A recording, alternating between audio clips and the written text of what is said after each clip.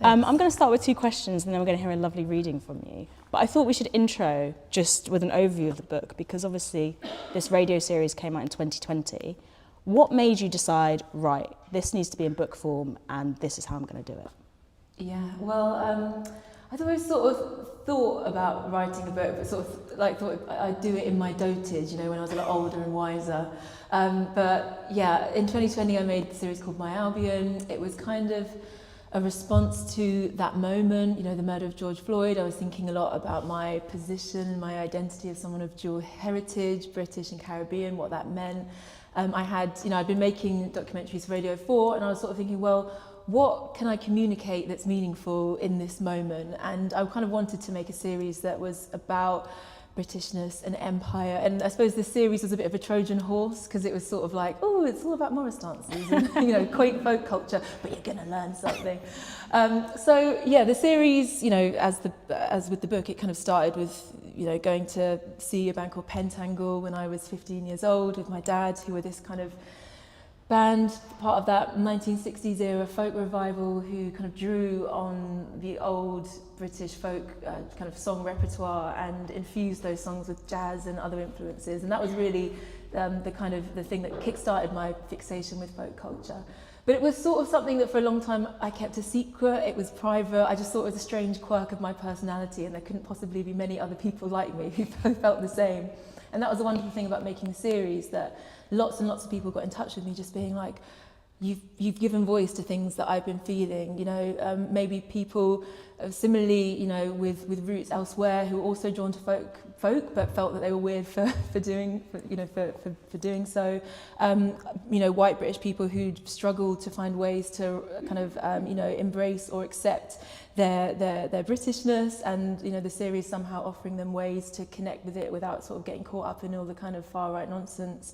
So I suppose once the series was out there and I started kind of getting these responses, I thought, well, maybe there's something in this. Maybe this isn't just a kind of strange sort of private passion of mine.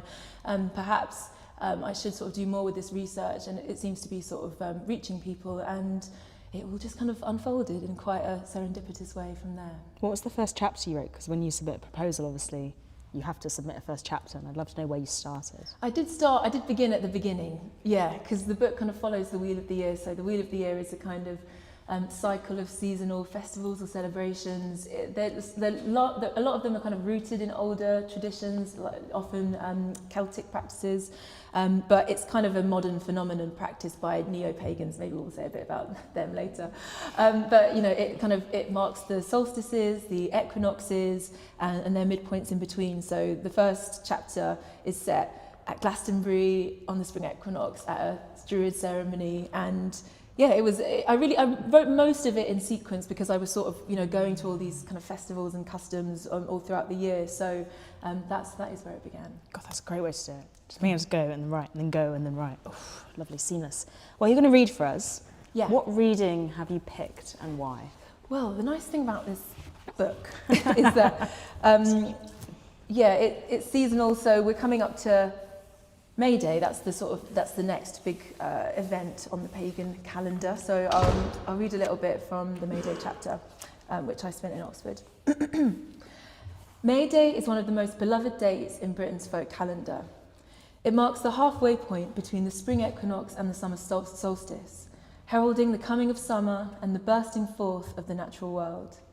In times gone by, May Day was often the first point in the year when locals could congregate outside en masse, spilling out from the confines of dwellings and alehouses into the great outdoors. For centuries, it's been a day of fun and festivity, pageants and fetes, ribbons and flowers, jubilant garlands, maypoles and May queens. This year, I've decided to join in with the merrymaking in Oxford, where the 1st of May has been celebrated in all its glory for over 500 years. May Day in Oxford is a curious blend of drunken debauchery and Christian piety. Today, the festivities centre around the Hymnus Eucharisticus, a 17th century hymn which the Magdalen College choristers sing from Magdalen Tower as the clock strikes 6 in the morning. I arrive in the city centre at 5:15 a.m, my eyes still filled with sleep. The sky is a pale denim blue streaked with wisps of pinkish cloud, and the air fresh and dewy on my cheeks. It carries a familiar fragrance, peculiar to this time of year, when the cold surrenders to the balmy sweetness of summer. That's enough, isn't it? Yeah. It wasn't enough, I was in. I was hooked. We'll do some more later. We are going to do some more later. I love that Oxford chapter. I thought it was so funny. That's another thing that really comes out in this book. You're very funny and you look at it with such like a wry gaze, as well as like the love that you clearly have. So let's start at the start. Let's start at the title. Why Albion instead of Great Britain? You know, like what did that name mean to you before starting this book, and what does it mean to you now? It's quite funny because I wasn't really aware of the word Albion. Probably like many people, you know that there are pubs called the Albion, and you might see it on occasional street signs. It was the producer that I worked with on the series who kind of suggested it as a title. And then I feel like it started just following me around. I used to live in Stoke Newington, just off Albion Road, where there is, I remember like one day, around the time when I was writing the proposal, I got off the bus and there's this kind of funny little park that's, you know, where all the kind of local ne'er-do-wells and alcoholics hang out. So I usually just walk straight past. But usually at this one time I went in and had a look, and there was this mosaic on the floor, and it was like the giants of Albion, and this myth that then I kind of write about in the book. And it felt like this kind of serendipitous moment, and I took it as a sign that I had to persevere. But you know, Albion is the ancient name for Britain. It's a name that's shrouded in mystery because nobody knows exactly where it came from. I think some of the earliest references to the word are from the 4th century, like ancient Greek geographers referring to this island as Albion. And then we get some incredible myths about Albion that come along a bit later. Geoffrey of Monmouth, who was a 12th century historian, historian, we put that in inverted commas because I'm not sure how much of it was real. But you know, he was one of the first people to kind of write down the legends of Albion. Supposedly Albion was a land populated by giants who were, you know, demonic and uncivilized, and then the Trojan hero Brutus basically arrived and with his henchmen and wiped out the race of giants and colonized the island and renamed it Britain. And there's another myth that I really love that I sort of encountered through my research of Albina and her 30 sisters. So scholars and poets wanted to sort of layer on to Geoffrey's myth, and they were sort of thinking about how the giants got there in the first place. And then you get this story of Albina, who was supposedly the daughter of a Syrian king, and her 30 sisters, who were known to be extraordinarily beautiful but also very naughty and disobedient. And they supposedly plotted to murder their husbands in the night, and they were exiled from their homeland. And they kind of sail the 7 seas until they arrive on this beautiful uninhabited island, which Albina names Albion. And so these princesses, these sisters, they learn to work the land, they hunt the wild animals, and they kind of live in this sort of utopia. They're sort of living this utopian existence until eventually they begin to pine for male company and procreate with demons and give birth to the giants. So obviously there is a kind of misogynistic kind of aspect to this tale, but I think it's really interesting that in both of those examples, you know, whether it's Troy arriving or Albina and her sisters, we've got migrants, we've got people arriving on British shores from the outside, and you can sort of imagine an alternative origin story where, you know, the British people sort of came from the earth, but no, we've got this sense of arrival. So I think those sort of ideas, those sort of myths of Albion could be repurposed. I suppose another name to mention, sort of when thinking about how I define Albion, is William Blake, the incredible visionary and polymath who wrote kind of his own sort of mythologies of Albion, and for him, Albion sort of was a kind of a primordial giant that represented the soul of Britain, and he'd sort of fallen into a deathly slumber and sort of roaming in this kind of desolate state. And Blake saw this as a consequence of the materialism and the rationalism and the kind of religious dogma of his age, and yet Blake promised that Albion would rise again. So I suppose my sense of Albion is, you know, I define Albion as a kind of alternative spirit of Britain, one that's sort of magical and eccentric and radical, that's sort of just beneath the surface of things. It's kind of like offers a counter vision to some of the more kind of dominant symbols or mythologies, or, you know, of Britain. So it's a kind of, probably we've all glimpsed it at some point, this kind of like magical something just beyond. And that's what I'm going search of in the book. I definitely know of people who've come to Britain and met a British demon and I regretted it. Lots of them around. So you start this journey at Glastonbury with this quite utopian sort of idea of what folk culture is. Did what you found there surprise you? Glastonbury. Yeah. Yeah, I've been to Glastonbury before. It's a funny old place. Yeah, a lot of lost souls.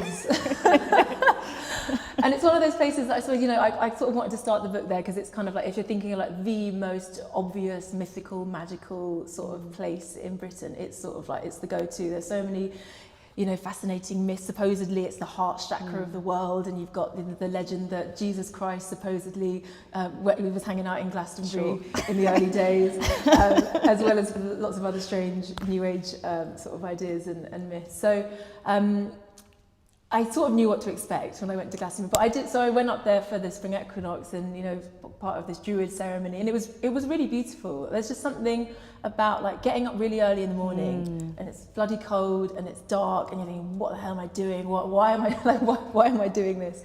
There's this kind of pilgrimage that you make up the Tor, and it's muddy and you're out of breath, and you get to the top and there's lots of other strange people around, all sort of gathered for the same mysterious reason. But like, there was something just very special about marking the coming of spring, particularly that, you've come out of winter, and it's like this promise of change and renewal, and you're marking it with a bunch of strangers who maybe I was sort of suspicious of at the start, but by the end of it, once you've sort of like all chanted a few strange chants together and held hands, that you're like, yeah, we're in this together. There's something quite unifying about it. And in that chapter, I'm sort of looking at the rise in paganism, because supposedly paganism is the fastest growing religion in Britain, as Christianity and other more mainstream religious paths are kind of dwindling are dwindling. So I'm talking to sort of neo-pagans and thinking about why people are drawing for these sort of alternative spiritual practices in the present day. But I do have to say, there was a cut-off moment in Glastonbury where, there was this woman, and she kind of got into after the ceremony, people were sort of drumming and on the tour, and then she basically got in the middle and took all of her clothes off and started wailing and shrieking, and I was like, I'm out, I'm done. It's been great, I've loved it, but I'm going to leave now. So there was definitely like a woo-woo threshold that, occasionally I went beyond. And then when you got down into the sort of town, you talk a bit about everything that's on sale around Glastonbury. What did that say to you when you were writing about it? Yeah, and on the one hand, it's sort of like, isn't it lovely that there's this town that's kind of, it's all like, instead of, that it's kind of all about spirituality. It's sort of like, you kind of like, all of the shops are sort of crystals and smudge sticks, and all of the kind of bookshops are all about kind of, spiritual seeking. But yeah, there is that kind of the consumerist aspect of it. And like I said, there are a lot of lost souls in Glastonbury. There are a lot of people who sort of like believe that they are the goddess reincarnated. There's a lot of dreadlocks and not many people of colour. Such a good way of putting it. Surprise, surprise. There's the kind of like commercialized aspect of it, and I suppose that we're kind of seeing that more generally with like the kind of commodification of spirituality on like online spaces and things like that. So I suppose that probably originated in Glastonbury, but there is still something kind of fun and radical about just seeing lots of kind of strange, eccentric people roaming the streets. Yeah, I want to talk a bit about the commodification and the sort of online spaces a little bit later when we get to the Morris dancing. But something you touched on there was the neo-pagans, because it becomes obvious quite early in the book that a lot of the traditions that we see as really ancient are actually pretty modern. So why is that, and did you know that before going in? Yeah, so with paganism, it's really interesting because I've always kind of been curious about the pagans. Like I, like many people, probably like saw a film like The Wicker Man. I don't know who in this room's seen it. That kind of, I feel like that was a kind of big sort of moment in popular culture where a version of British paganism kind of like, was sort of beamed out to the masses. And that film, although it wasn't like kind of a bit of a commercial flop at the time, I think also because of the soundtrack and, that kind of, there's a bit of an appetite for that kind of folk horror thing at the moment. Like it's kind of really come back into popular consciousness of late. So that was my first kind of like taste of something that appeared to be paganism. And I remember like buying strange old books about pagans in secondhand bookshops and sort of just trying to figure out what it was all about. And it was very interesting because I spoke to this woman called Liz Williams who'd written a book called about the history of paganism, and when I was trying to actually like pin her down to what it actually is, she was like really struggling herself, having spent however long writing and researching this book about it, to actually define what it is. I mean, so paganism, when we say paganism, we're probably talking about neo-paganism, which is largely a 20th century phenomenon. It's a kind of mixture of sort of ideas that were kind of imagined by Victorians, or researched by people like James Fraser, who wrote a very famous book called The Golden Bough, that was supposedly kind of about pre-Christian spiritual practices across Europe, although most of it I think was sort of made up or not quite truthful.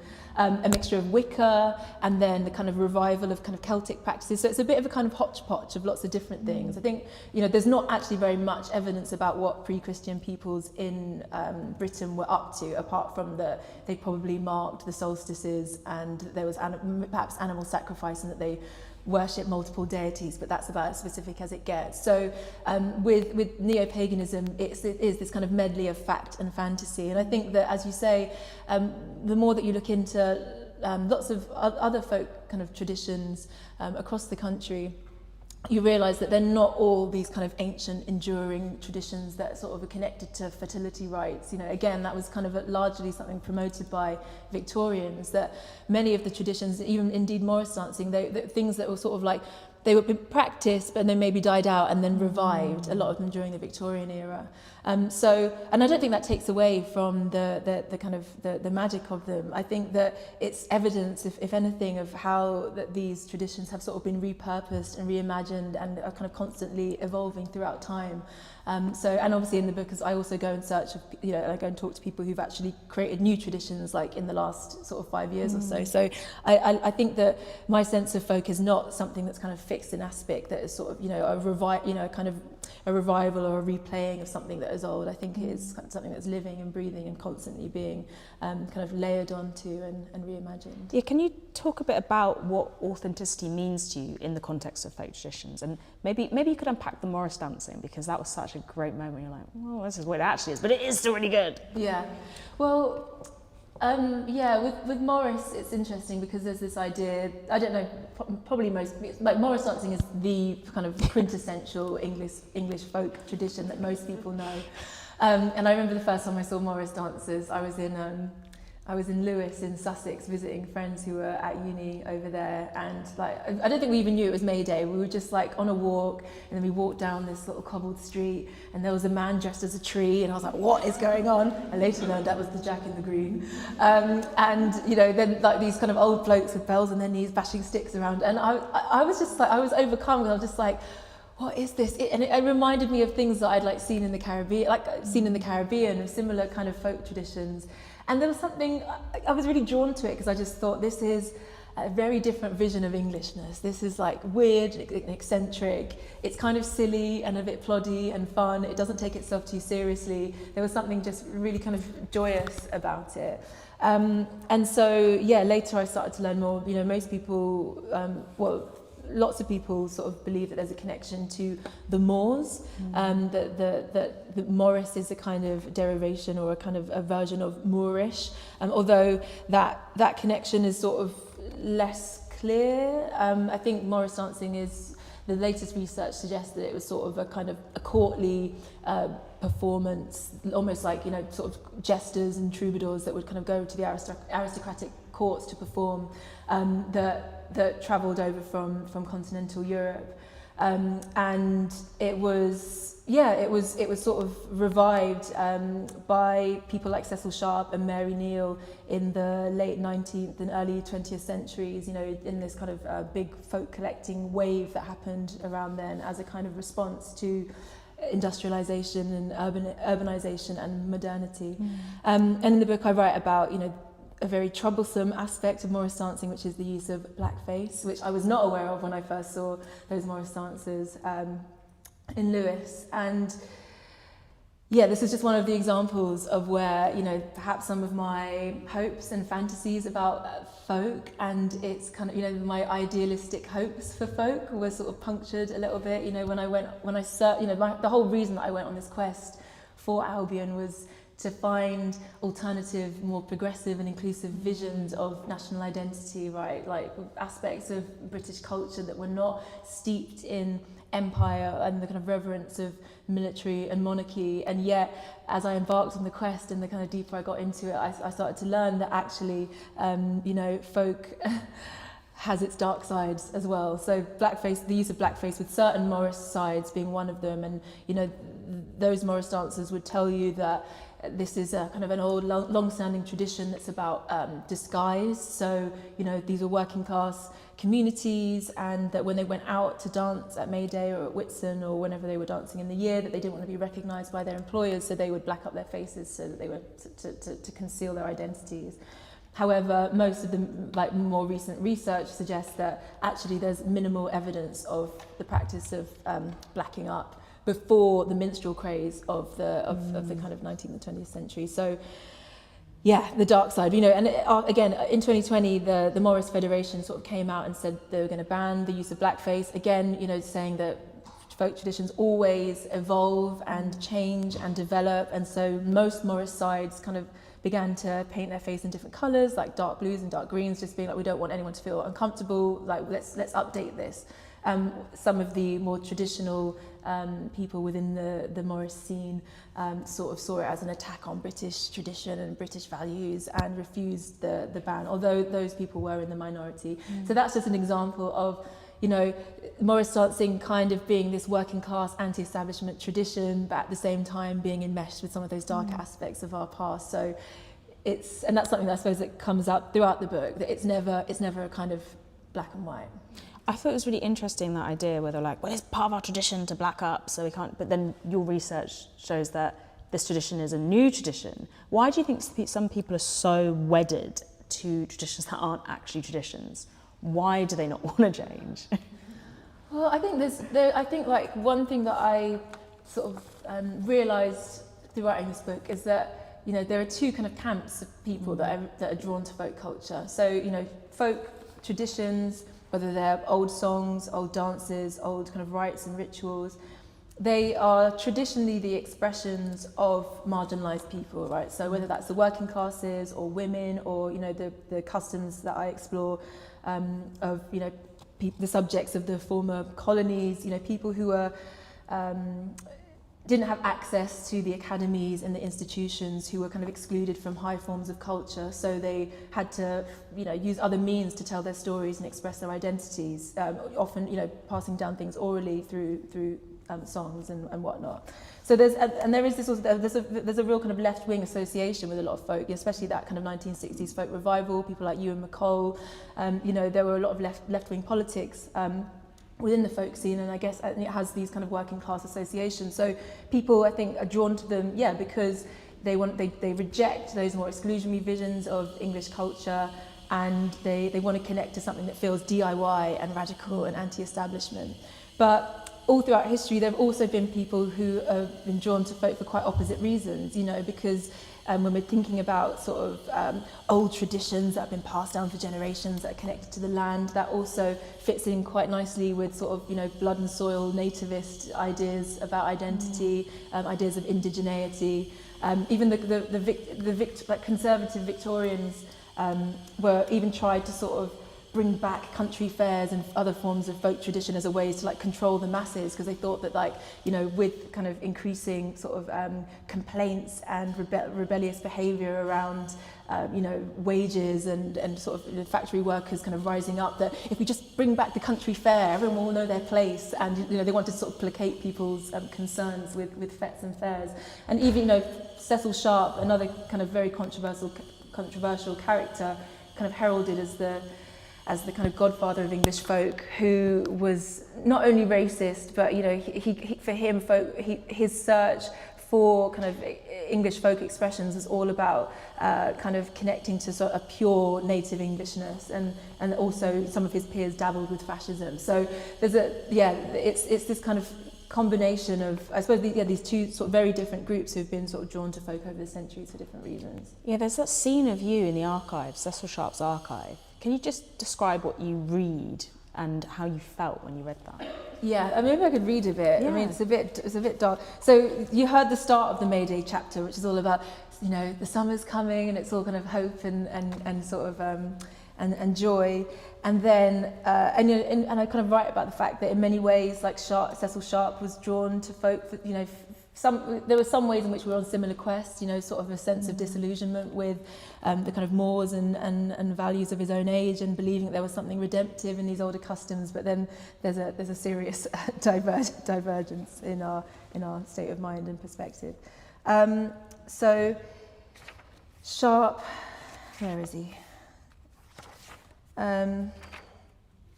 So Cecil Sharp House is in Camden, and there's been this whole debate recently about whether they should change the name because of some of his racist views, and that's sort of ongoing. Can I find it? Oh yeah. I don't know. Yeah, okay, yeah, let's read this bit. So, like many of his contemporaries, Sharp's love of folk coalesced with his uncomfortable views about race, gender, and nation. He's often celebrated for getting folk songs taught in schools, but his motivations were questionable. Sharp described folk songs and customs as race products. In English folk song, Some Conclusions, he writes, "If every English child be placed in possession of all these race products, he will know and understand his country and his countrymen far better than he does at present. And knowing and understanding them, he will love them the more. Realise that he is united to them by the subtle bond of blood and of kinship, and become, in the highest sense of the word, a better citizen and a truer patriot." And when he went to the American South in search of the English folk songs that had travelled there, he uses very racist language when describing the African American people there, and also showed no interest whatsoever in collecting the incredible kind of body of African American song and tradition that was over there. And he writes in one of his diaries that one of his friends, he said, after a visit to a friend in 1918, Sharp wrote, "Had tea and afterwards went round to Glen to say goodbye. He resented my dubbing the Negroes as of a lower race and maintained it was a mere lack of education, etc." And I write in the book that, it's exhausting as someone who hope to find redemptive stories in folk, to go and sit in Cecil Sharp House and read through all of his racism. It's exhausting and draining, and it did almost make me want to abandon my quest. Really? What made you carry on? What made me carry on? I feel that it was important to sort of let people know that folk is not a utopia, because I think that, like me at the start, I think lots of people are drawn to it because of the hope of finding an alternative. And it's not to say that it can't offer those things. And there are lots and lots of wonderful people that I met along my quest who were drawn to folk because they rejected all of those kind of darker aspects of our culture in Britain and our past. But it felt important for me to, while drawing for the enchantment and the magic and the hopeful tales and the tales of radicals and rebels and these sort of alternative heroes that could help us to form a more positive national story, that we couldn't run away from the darkness, that we can't use that as an escape from the legacies of enslavement and of empire and of racism that we really, really need to address, and that are of course threaded through folk culture as much as every other aspect of our culture and society in Britain. So it was like, I didn't want to give people a free pass, so. Who was a figure that you would say acted almost as the antithesis to Cecil Sharp, who underscored like your love of folk during this? Well, I think it's some of the more kind of contemporary people that I met along the way. I mean, I interviewed an incredible folk singer called Angeline Morrison, who is such an incredible woman, and she's of mixed heritage. She's got Jamaican and Scottish ancestry. She lives in Cornwall. She's deep in the folk tradition, and she is so brave. She goes to all of these like folk festivals and folk clubs all around the country, and she basically, I can't remember when it came out, maybe 2020 or around then, she put out this album called The Sorrow Songs. And they're new folk songs that are kind of like steeped in the kind of traditional folk melodies, but she's basically writing songs based on the real life stories of Black British people throughout the ages. And it's quite a harrowing listen, but it's so beautiful. And I think she goes around the country to these largely white folk spaces, and she sings to people, and she makes them confront the colonial past again and again and again. And she's often on stage by herself, you know, she's such an incredible, very, very strong woman. And she's just started up the first Black British folk collective along with some others. And I went down to one of the folk clubs that she put on, and it was so incredible because, you know, she got up and sang a kind of Jamaican folk song and got everyone singing. Then there was a Japanese woman who came and played violin, and it was like a traditional Japanese folk melody that she heard from her mum.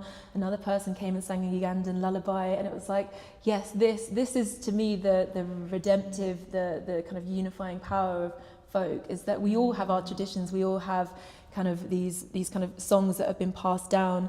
And whether it's even thinking about the traditions and customs, you know, like, you know, Spring Equinox on Glastonbury tour looks a certain way, but all around the country, all around the world, whether it's Mexico or West Africa or India or the Caribbean, you know, there will be similar traditions that are, yes, are steeped in particular communities and, you know, particular landscapes, but they connect to something more fundamental and universal. So I think that's the hopeful part. Something I think that's interesting about what you said is when I read it, it felt like there were these two aspects of folk, like the localised folk and then the folk that's wielded at the national level. You've just given a really hopeful picture of folk at the national level, but within the Britain that you explore in the book, it's almost like the folk culture at the national level is this like really bringing people in, bringing people together, and at the local level. And then at the national level, it's kind of like used as a divisive thing. How did you see the separation between the two? Well, that's the thing, like, you know, for a lot of people on the ground who are sort of partaking in, you know, traditions in particular villages or in particular kind of parts of the country, it's hyper local. You know, even Morris dancing, you can sort of see Morris dancing as an English folk tradition, but there are lots of different Morris sides that all kind of connected to particular parts of the country that have specific like ways of dressing and particular steps and particular dances. So it kind of operates on both levels. I suppose the experience that I had that really kind of made me aware of the power of folk traditions to really kind of root us in our local communities was when I went to Penzance down in Cornwall. I went to a tradition called Montol, which is a new tradition. I think it's only been going like 15, 20 years. And I had some friends who live in Penzance. They were like, come down, like it'll be good fun. It's winter solstice.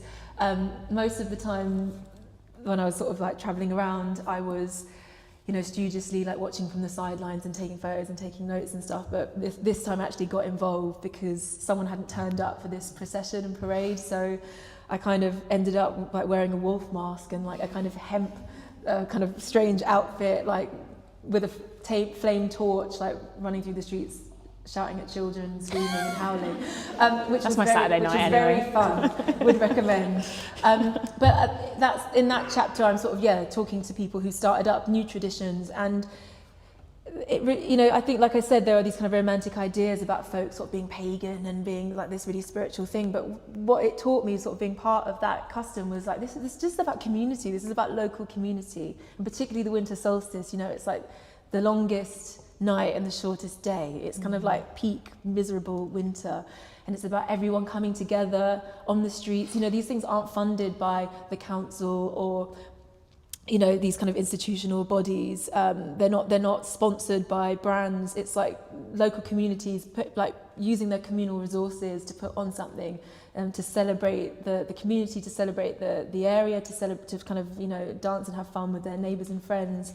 And, you know, in that chapter, I'm sort of reflecting on the way that we've moved away from those kind of communities of place to communities of interest, right? So we connect with people, you know, often online or however else, with people who share the same politics as us, the people who like the same music as us, or dress in the same way, or kind of have the same passions and interests as us, which is obviously a good thing.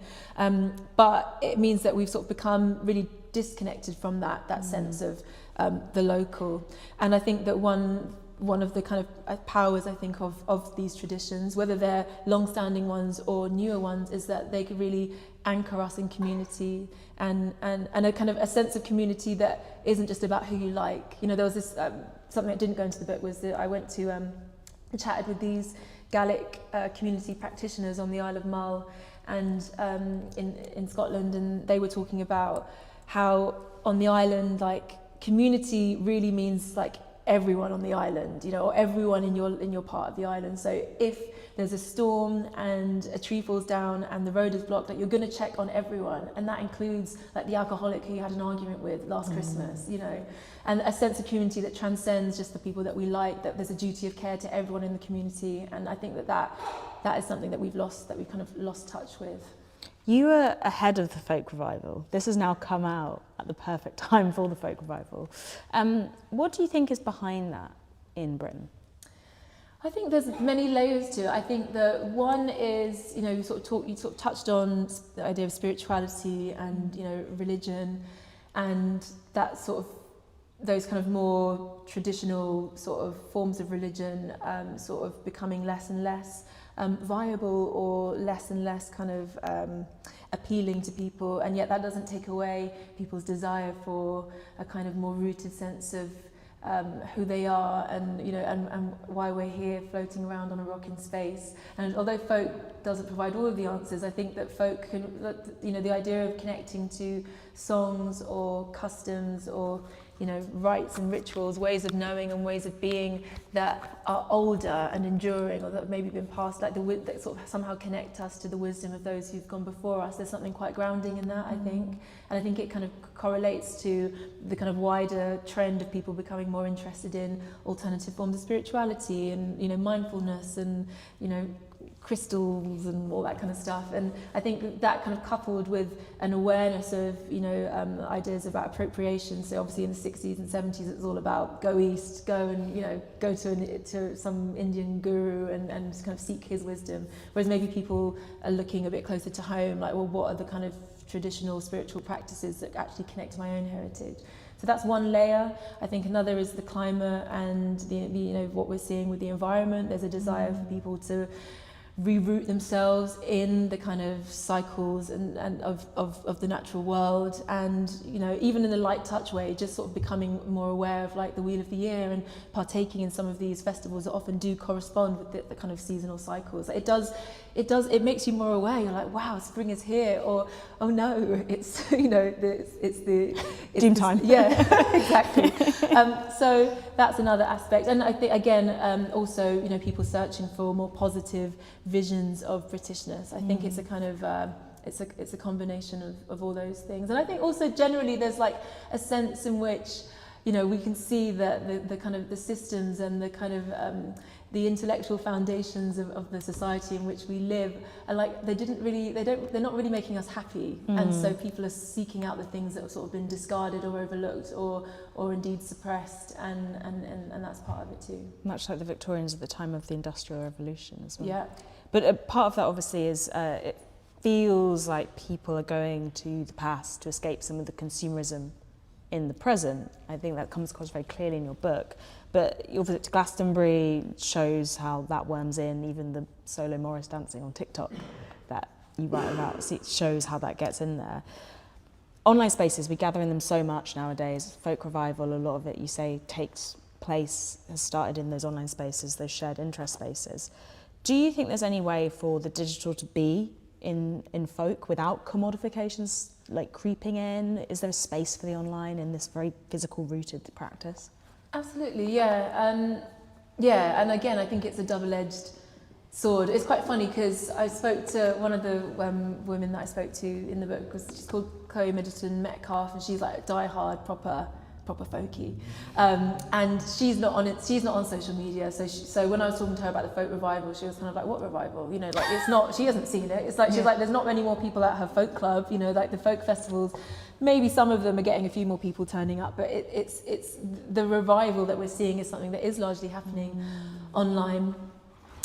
So that's quite interesting. It's sort of like, how do we measure the revival? You know, is something we measure in hashtags and Instagram posts, and how does that actually translate to sort of like, you know, people on the ground at these events and customs?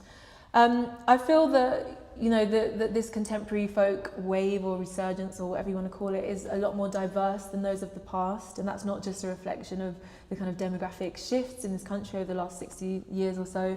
it's because, you don't have to sort of live in a kind of small village in Northamptonshire where there's a tradition happening to know about these things. And so, I think even for me, like just being able to just sort of the visibility of some of these customs has helped me to like make those connections with the traditions, that I know about in the Caribbean, which I also write a lot about in the book.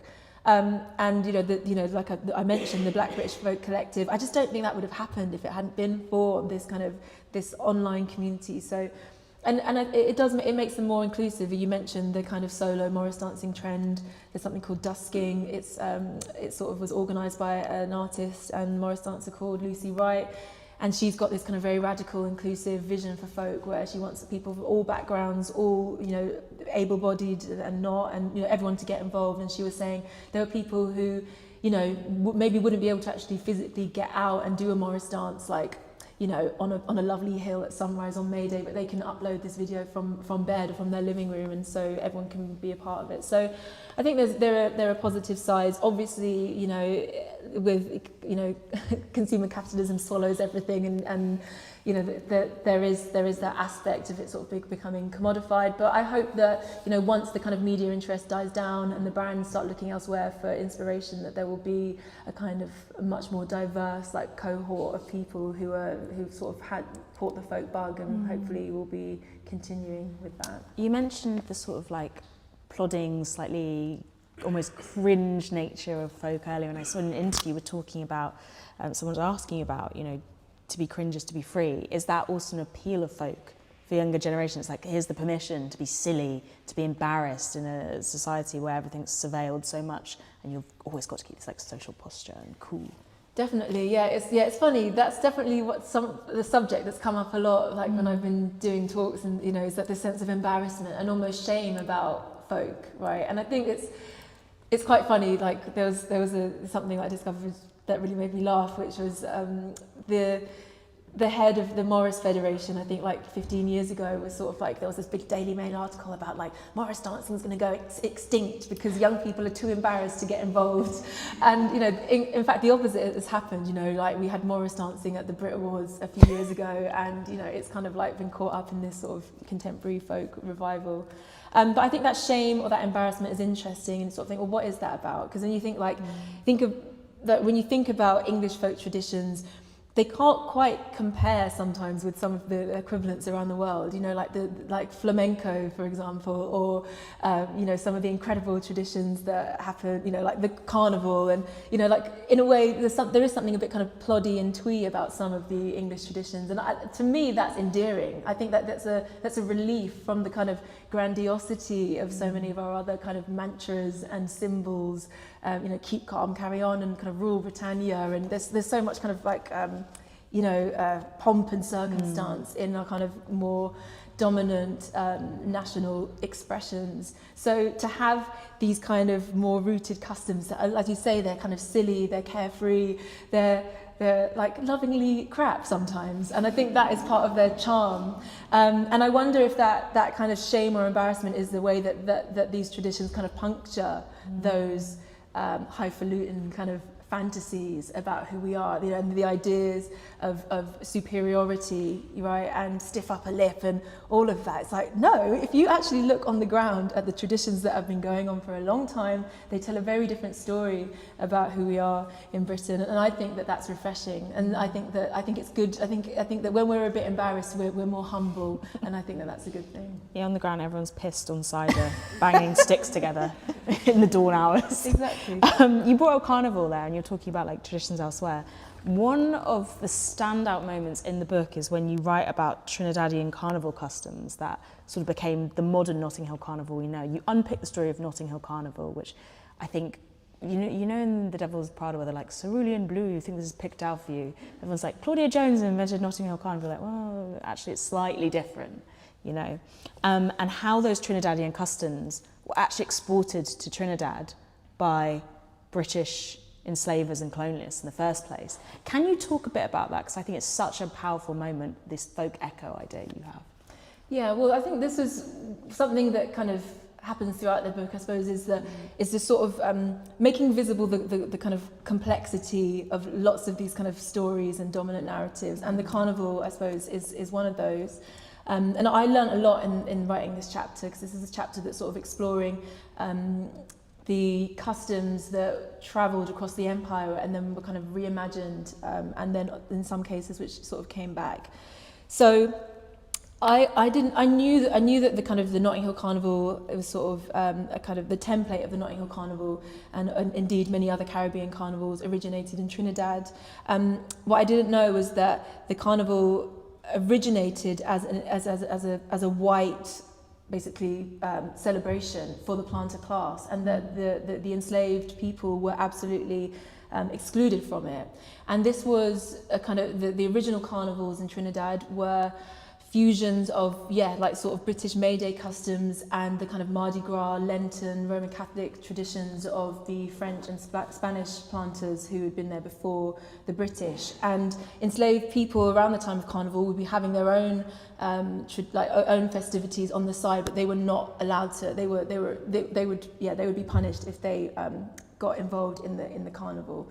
And during those pre-emancipation carnivals, it was common for members of the planter class to black up and mimic enslaved people with African drums and dances. So it was dark.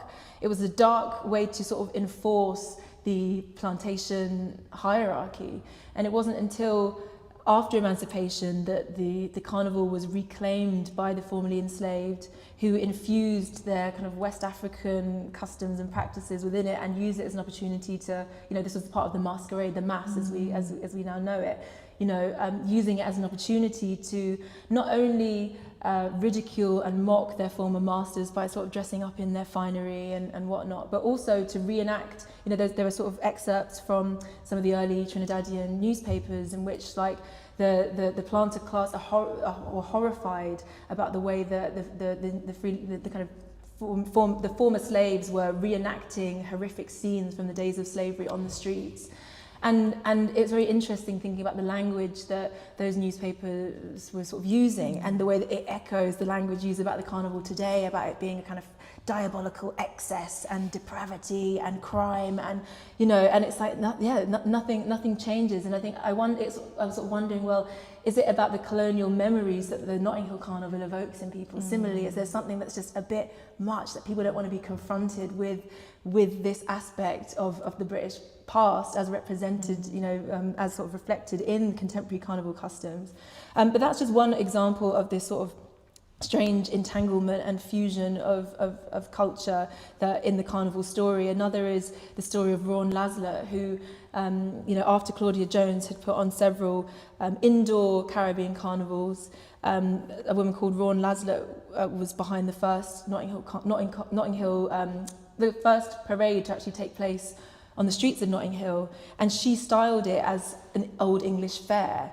And it was sort of like it was Trinidadian steel pans and Irish girl pipers and children dressed in Dickensian outfits and inter-pub darts matches and a fire engine. It just sounds completely mental. But again, it was a fusion of these different kind of cultures and customs. And so, I mean, to me, that is fascinating. I love I love the kind of spirit of reimagination and the kind of twists and turns that these traditions can take. And there are other examples in the book of maypole dancing in Jamaica and Morris dancing in St Kitts, and all these really, really interesting examples of folk that travelled across the empire, but those are never ever included when we're thinking about the kind of an expanded sense of British folk in this country, and I think we should include them. It's funny because now you've got people complaining we got Afrobeats at Carnival and the fire engine at the first one. But also, you think about now the sort of dominant image of the carnival is like pretty mass, so it's like the kind of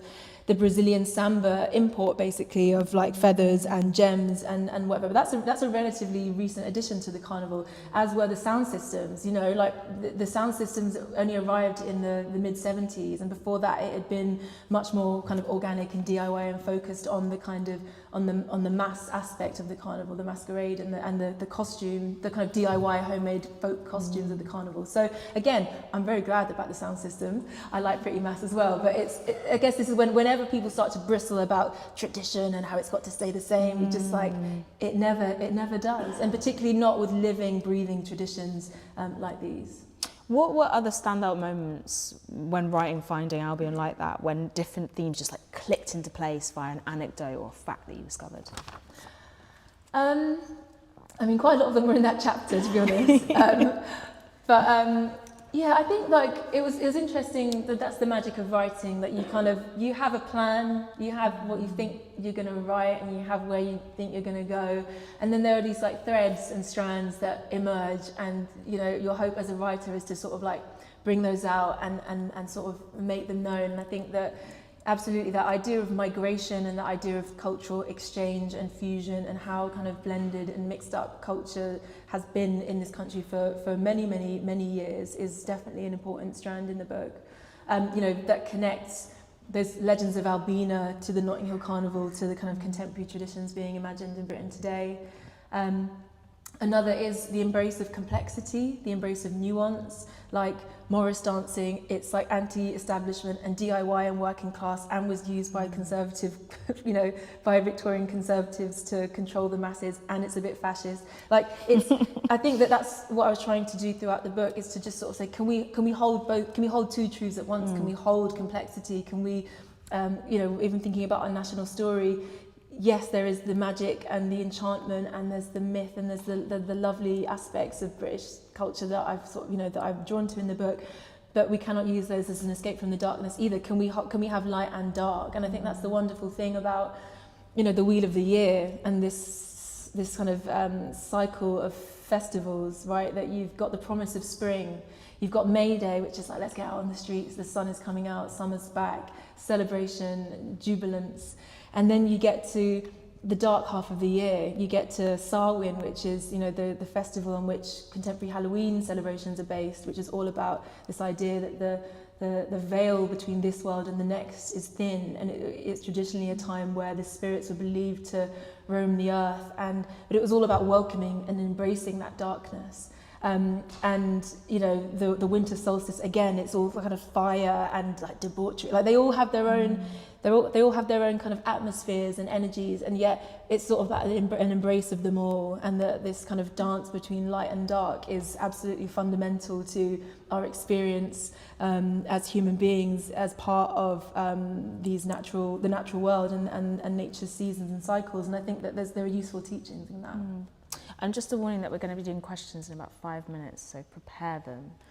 But obviously, you write in the book, and I feel like as a mixed person I also feel this, but your ability to do complexity comes because you do sit between different worlds, and you do, like, do you see your perspective reflected anywhere else where you're like, this is exactly what I can add this nuance? Well, yeah, I do think that the kind of, the approach that I take in the book of, you know, trying to sort of hold multiple truths at once, trying to sort of embrace and sit in the grey in between space, like, that is probably definitely a kind of an expression of my identity and my experience, and that kind of desire that I've had to make sense of belonging to these two worlds, you know, like white and black, British and Caribbean. How can I be both and neither? And how can I love both while not sort of, you know, how could I sort of have those experiences like growing up with my grandparents and, like, you know, cups of tea and, you know, going to the pub and country walks and all of that, and then, you know, and how can I love that aspect and then at the same time be so acutely aware of the racism and the oppression of people, of members of my family and my ancestors who were brutalised by the British, brutalised and enslaved by the British, and, you know, that kind of dark, shadowy legacy of empire is deeply visceral in Carriacou, where my grandparents are from. You know, I write in the book about the fact that my grandma, you know, grew up in a place called Harvey Vale, which was formerly the Harvey Vale Plantation, and just about a 5-minute walk from her house is the local graveyard where the tomb of the former slave owner still stands, along with, you know, the graves of my family members and the unmarked graves of enslaved people. So there, you know, that's, it's like, how does all of this fit together? So I suppose that trying to sort of hold the complexity and not to sort of kind of feel a need to kind of you know, not to offer absolution, you know, not to say, oh, it's okay because we've got these other nice bits, so let's just focus on the nice bits. It's like it was really important for me to sort of to hold both. And I think that, you know, if we're thinking about trying to conjure alternative kind of visions of nationhood and an alternative story in Britain to kind of counter the toxic and exclusionary visions of Britishness that are, you know, gaining a lot of traction and are very kind of powerful in the present moment, we need to come up with a story that can embrace complexity and not be, that can sort of be honest about the darkness of aspects of our culture and our past in this country, but not to be completely overwhelmed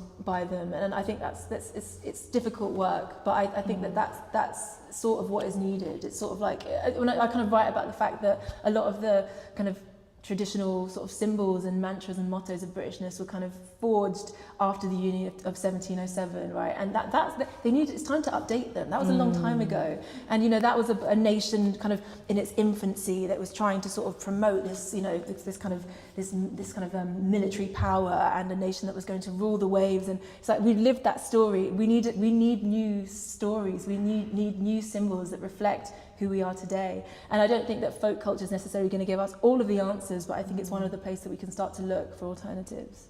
I was going to ask more questions, but I don't need to. That was just such a beautiful answer to finish our initial chat on. Thank you so much. Can we just do the initial round of applause? Thank you, Zakia. That was so good.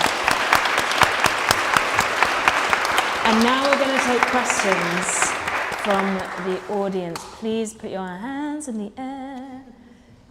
Otherwise, okay, orange, stand up, yell loud. I'll repeat the question. If you think we should take one thing from folk and embed that into our daily lives, what do you think it would be? The summary is, if you could take one thing from folk and embed into our daily lives, what would that one thing be? I think it's that sense of like people power, and the sense like what is so wonderful about some of these traditions and some of the new traditions that are like emerging today is like, it's just like what we can do when we come together in service of a greater idea. And I was speaking to Daisy Rickman, who's a really amazing musician and painter down in Penzance, and she was talking about how it's all a bit depressing down there at the moment with like second home ownership and stuff like that, and feeling like you're just fighting against this kind of system that doesn't care about you, and you can't even reach it, and like no one's listening to your kind of to your problems and your sense of injustice. But she was saying that like being involved in the Montauk parade, like seeing it go from 0 to 100, you know, from those conversations among friends, oh, should we do it like this, should we do it like that, who's going to pay for this, right, I'm going to go down to Poundland and get the strange fake ivy or whatever, and then seeing that, like seeing it manifest onto the streets, it kind of it made her realise that the collective power, and there's there's a reason that these traditions, many of them have been sort of suppressed and shut down throughout the centuries, whether that's here or it's the early carnivals in Trinidad or wherever else. It's because when we're gathered together in the streets or when we're gathered together in community, and we realise that we realise the power that we have, and that power that we use, the kind of same skills that we use to like put on a fun festival or a party or whatever, they're the same skills that we use when we're organising it and in our activism. So I think that's one thing that I find quite inspiring about folk, and that I hope that more people that we can take forward into our daily lives. Yeah. Can they put the wolf masks on and chase after the second homeowners? Yeah, great idea. I'll suggest that. Another question. Yes. Hi, so it's going to be a superficial question. I'm not very famous at that, but will you be narrating an audiobook version? Will you be narrating an audiobook version? I'm contractually bound to repeat them. I have done already, and it is available to order on all your audiobook platforms. Yeah. Are you a paid actor? Done. Are you a paid actor? We offer services. No, it's done, and it's got some quite nice music in it as well. So yeah, I think it's good for people who don't like to read books. And that many nowadays, we've got busy lives. Yeah. Another question. Yes, green shirt. Do you think that modern folk retains its working class connection? Do you think that modern folk retains its working class connections? It's interesting because I think like when you think about the folk revival of today, perhaps not. Perhaps not. A lot of the people that are being drawn to it in the present moment, and we're talking about this kind of very aestheticised folk revival that's happening online. Maybe not, perhaps not as much as one might like, and it's very similar to the folk revival of the 60s as well. Like a lot of, not Nick Drake obviously wasn't singing traditional folk songs, but a lot of the people of that ilk were middle class, and it wasn't necessarily, I think like that is what a lot of people associate with folk, but actually, a lot of traditional folk song was like old blokes and old grandmas in the pubs singing unaccompanied, and it was very, very different to the sort of folk music, the kind of music scene genre of folk. So I think that like a lot of the communities that have preserved older traditions and are still practicing them, I would say are still quite like from working class, more traditional communities, but I don't know. I would say that the contemporary folk revival perhaps less so, but I don't have the data. Yeah. Also, then we have to get into the definition of what the new working class is. Indeed, yeah, exactly. Because it's completely changed. Because now, plumbers on 60k. Yeah, exactly. The Amazon delivery driver is not. Yeah. Right. Another question. I've got a question. Yeah. My question is, how expensive was it to get around to all these places? Because I saw you say... Very expensive. God, train travel in this country is a nightmare, got to be said. That's one of the reasons that people can't get out to sort of, to see some of these traditions, and why the onlineness of some of them is a good thing. Thankfully, I did get a bit of cash from my publisher, which did make it a bit easier. But I made the mistake. I went on this quest after my 18 to 30 rail card had just run out. Yeah, I know. I actually have a hack for that, because I've just turned... There could be some I'm like, ops in the room. Just hypothetically, if you renew it a week before or like a day before your 30th birthday, I'm just saying it lasts for another year. Yeah, that's what I didn't do. I missed the chance. Yeah. Damn, I'm sorry. Another question, yes, at the back. What's one folk tradition you'd love to go and see that you haven't yet? What's one folk tradition you'd love to go and see that you haven't yet? In this country or elsewhere. In this country, there's the mental one of Ottery St Mary tar barrels, where basically guys run down the streets with a kind of barrel on their back that is on fire. Quite the contrast to some of the more like twee kind of, twee pastoral folk visions. I just think that, I got a taste of the debauchery of Montaul, of just like, everyone's just kind of like, everyone's got this pent up energy, they just need to like let it out. I feel like that would be a fun one. But what I really like to do is I'd love to go and spend a bit more time in the Caribbean and check out some more of the traditions there, because that was probably one of my favourite things about writing this book, was trying to make those connections and thread some of those Caribbean traditions through. And I would love to spend more time, obviously, if I could get a nice paycheck for the next book to go and live in the Caribbean for 6 months, that I would love to do that as well. Yeah. What time? Like what time of the month? Time of the month? What ovulation?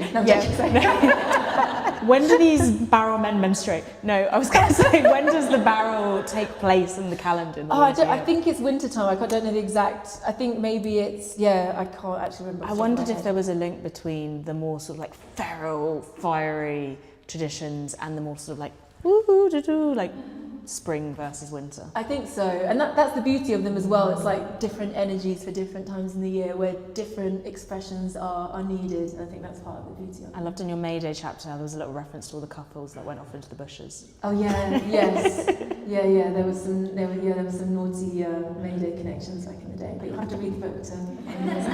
Another question. Yes.